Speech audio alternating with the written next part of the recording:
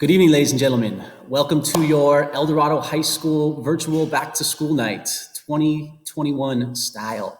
My name is Denney. I'm the new auto shop and metal shop teacher here. I can't tell you how excited I am to be here. Everything's been going great. Got a great facility here. We have great administration, and seems like everyone around here is very, very supportive. So I have no doubt we're going to get through this initial start of the school year as well as possible. What kind of stuff are we going to learn this year? You know, that's what everyone kind of wants to know. What am I going to learn in auto shop or metal shop online learning? And honestly, I don't 100% know the answer to that question. That is a difficult question. But there are some things that we can do. Without a doubt, we can do. I know in the metal shop, the metals class right now, we're just doing some sheet metal work. They're on pieces of paper. That transfers over to the shop pretty cleanly. And these are all materials hopefully you guys do have at home.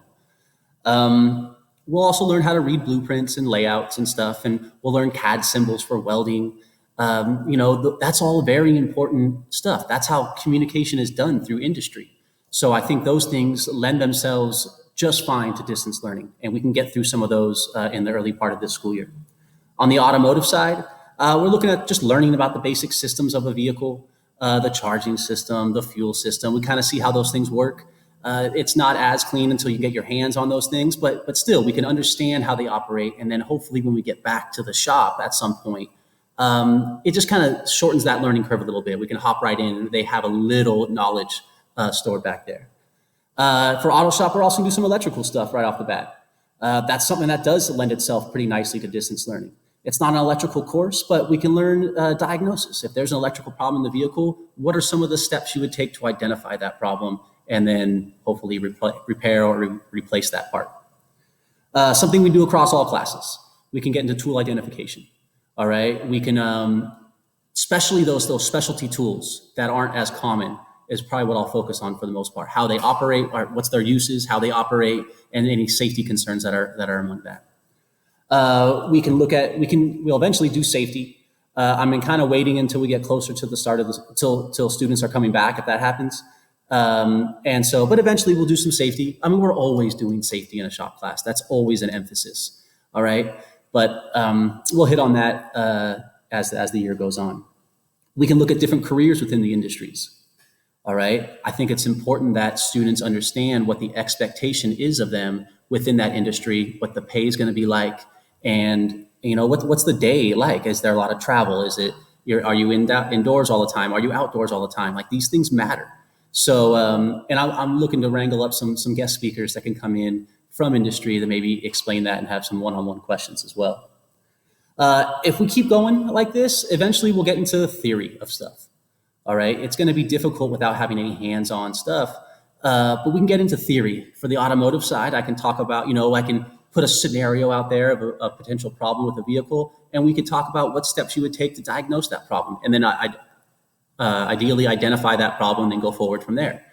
On the metal shop side, again, same kind of thing. I could put out a part that you would machine, and you could go through the different operations in the order at which you would do those to go ahead and make that part. So we can look at those things as well. So that will kind of give us some leeway depending on how long that we're on distance learning.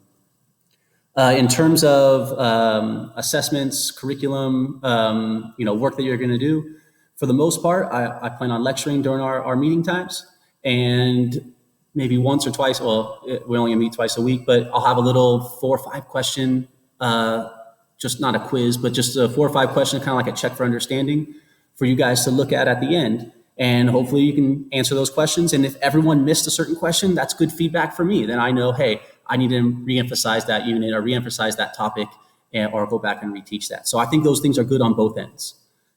In terms of grades, I'll be using Aries for grades. I'm new to this whole district, so I'm new to Aries as well. So if I make any mistakes, guys, just let me know, and I'll fix them. That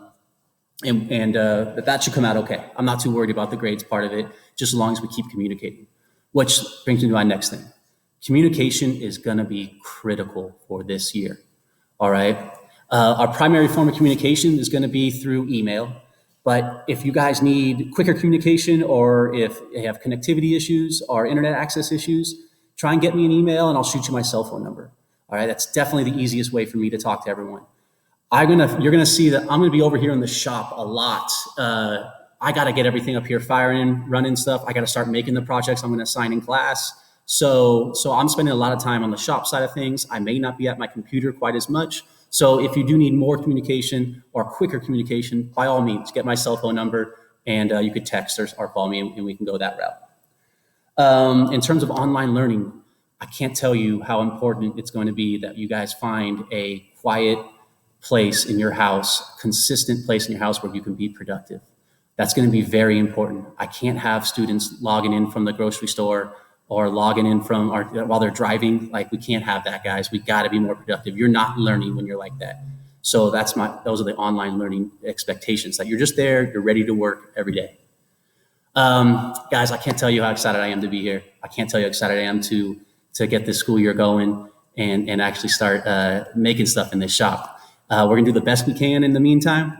We're going to learn as much as we can. So when we get back to the shop, we are just production.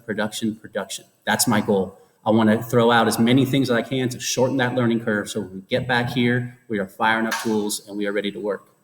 We're going to make the best of this, guys. I promise you we will. Keep working with me. Don't give up. Don't make excuses. All right. If you're struggling with something, you got to talk to me about it. I'm here to help you guys out. All right. I know this is going to be a challenge, but it could be a good thing too. Just because something's hard doesn't mean it's not doable. All right. Just because something's hard means that you have to work harder and focus more. Well, what's wrong with that? That's a good thing. But keep that line of communication. All right. I will make it work. I understand we're going to have some struggles and I'm going to have some struggles, but we're going to work together to make the best of it. All right, guys, I'm looking forward to this year. Let's do it.